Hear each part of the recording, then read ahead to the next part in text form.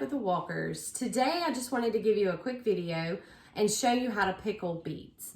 Now, a few weeks ago, we dug up all of ours and I pickled them and they were amazing. I have never pickled a beet in my life and never have grown them. So this was new to us, but it was so much fun. We love beets, so this is something that we will probably plant more of in the future. But my friend, I'd let her taste them and she loved them. So she went to the grocery store and bought some fresh beets that she wanted me to pickle for her. So I just wanted to take you step by step today using those beets on how to do it yourself. Like I said, since I had never done it before, I was clueless to the whole process. Last year we did plant some, but they only got probably a little bit bigger than a quarter, and I only had enough for like one little probably a quarter pint jar. So this year, whenever I had enough to do 4 jars, I was just over the moon, but I didn't know what to do with them. So I just wanted to share with you a little bit from what I've learned. You may know a better way to do it. So please comment below, let me know how you pickle beets.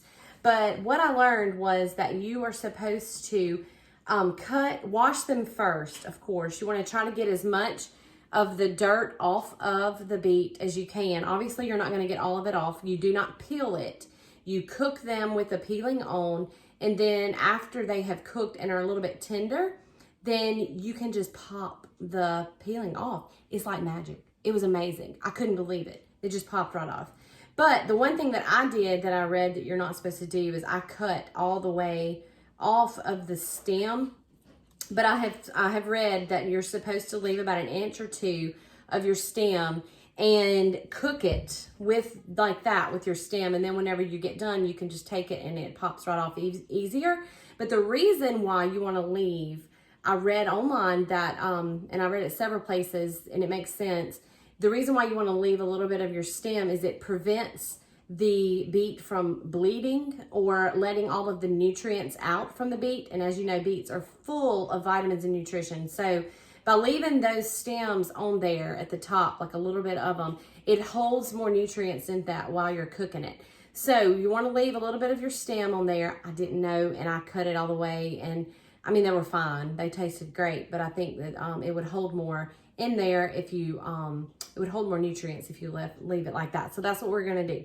So I have washed, and I'm gonna get all of them topped a little bit off, and then we will put them in a big boiler, and we're going to cook them until they're tender, cover them in water, and then I'll share with you the recipe that I did for the last batch, which was great. So now, if you know a lot about beets, you can also eat the greens. They are packed full of vitamins. The ones that I grew, the leaves looked a whole lot better than these. They were huge. They have kind of a spinach texture, but they are wonderful to eat with a salad. You can throw them on that. So I'm not sure. I'm going to dig through these, and I probably will save some of them. But the ones that have been in the store, they've kind of had a rough life traveling, so they're not as great. But you can save your greens if you grow them yourself. Put them in a container, wash them and get all the bugs off, because there will be bugs in there. And then put them in a dry container in the refrigerator so that they don't collect moisture. And they will keep mine have kept for almost 2 weeks, and they're still fresh looking. So you can save the greens and eat those, or I'm gonna chop these up and give them to my chickens because they love them.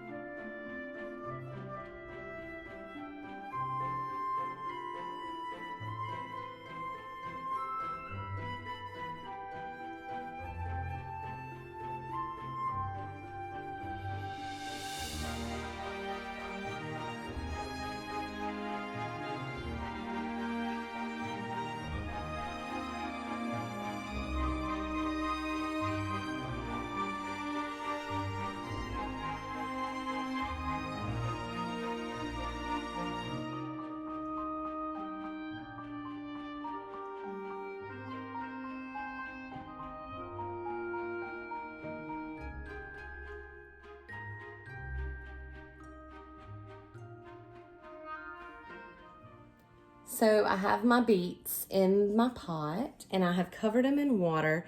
As you can tell, you want to put about 1 inch or 2 of water above your beets. That way that you will make sure that you have enough of the juice, because the beet juice that comes from the water is what you're going to strain and make your brine from to use for the pickling. So you just want to make sure that you have enough water, and you also don't want them to scald. So I've gotten these beets covered in water, and as you can see, they're huge. I mean, they fill up my whole hand. Now, the ones that I grew were about like half the size, if not a quarter of this size. So this is going to be fun. I can't wait to see how it turns out.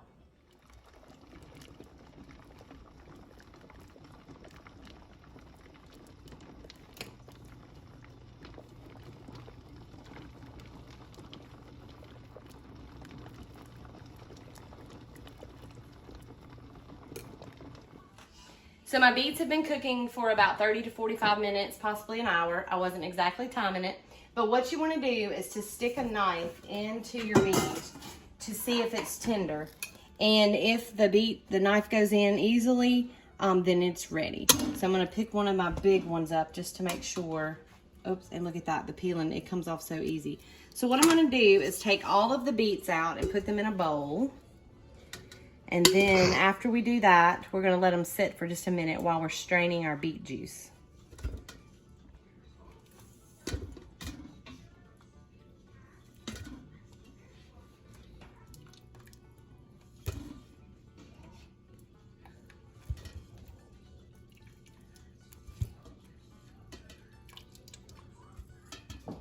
Now, in order to strain your beet juice, you need a clean bowl and a clean strainer and a clean cloth.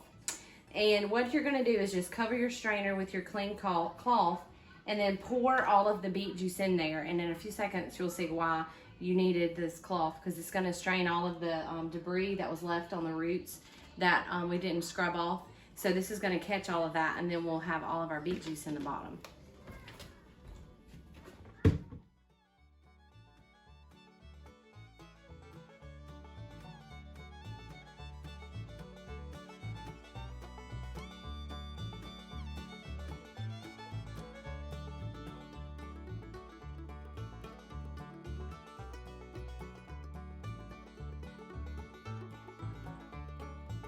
See all of the dirt that was in the bottom of the pot, the little strings and the roots and stuff.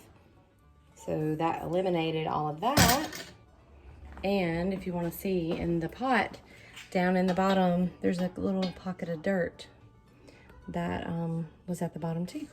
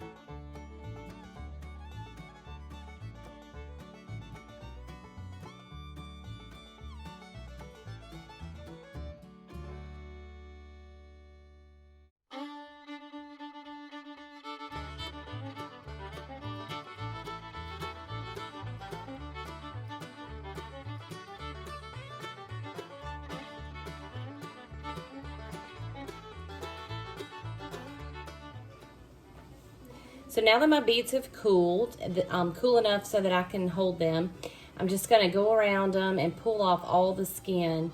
And the first year that we grew beets, they didn't really grow that big, but I did try to pickle them. I had no idea what I was doing.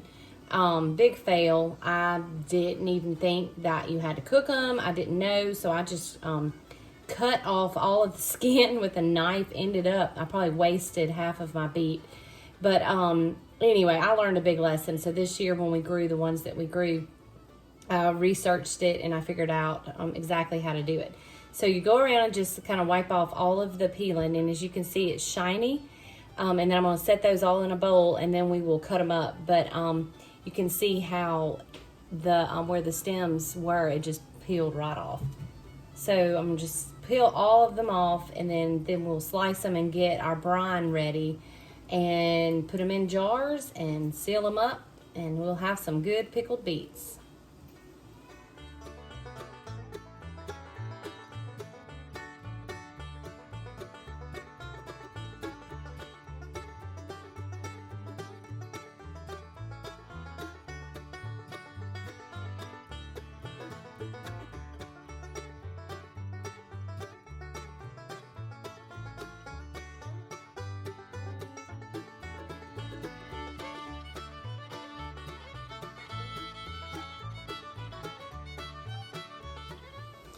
So once I have peeled my beets, I'm just going to slice them or quarter them, cut them in rounds, and then quarter them up and put them in my jars.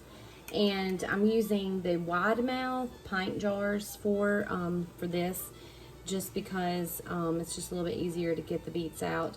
But because some of these beets were so big, I'm having to take the rings that I slice, and I'm going to quarter those and then drop them in. So I have my brine in the pot heating right now, and as soon as I get all the beets put in the jars, we'll pour that brine over them.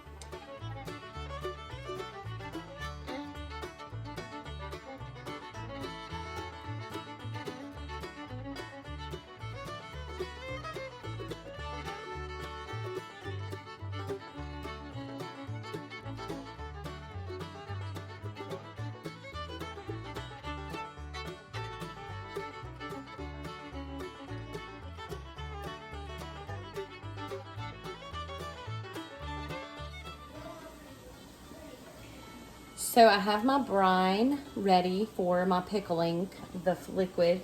And for the brine that I'm using, I am doing for 10 pounds of fresh beets. I have 4 cups of white distilled vinegar, and then I'm using 2 cups of the reserved beet juice, and then 1 tablespoon of pickling salt, and then 2 cups of sugar.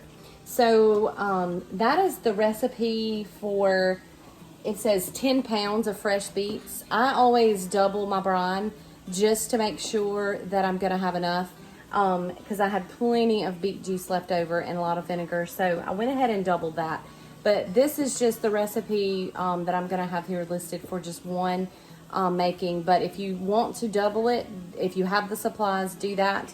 But anyway, and what you want to do is just bring it up to a boil, and then keep it hot until you get all of your beets in your jars.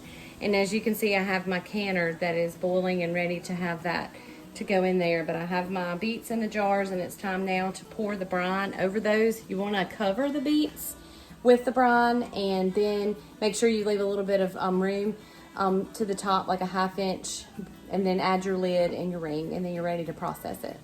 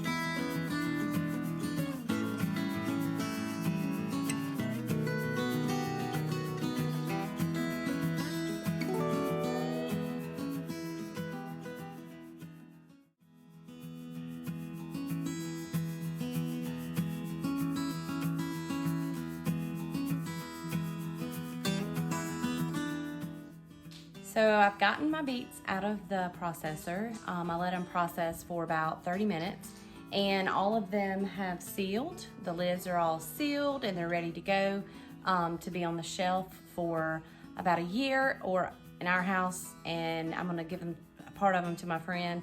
She and we're gonna have them eaten up probably within the next couple months. So great way to preserve beets fresh from your garden or from the grocery store. However you want to do that. They definitely taste so much better than if you were to buy the canned kind already done in the store. I took a bite off of one of the beet slices before I put it in the pickle brine. It is like very sweet and it's just wonderful. I would love to just get some and just eat them fresh, which is probably something that I'm gonna start doing. So this is a great way to preserve your beets, and they turned out great. So I hope that you'll try this recipe.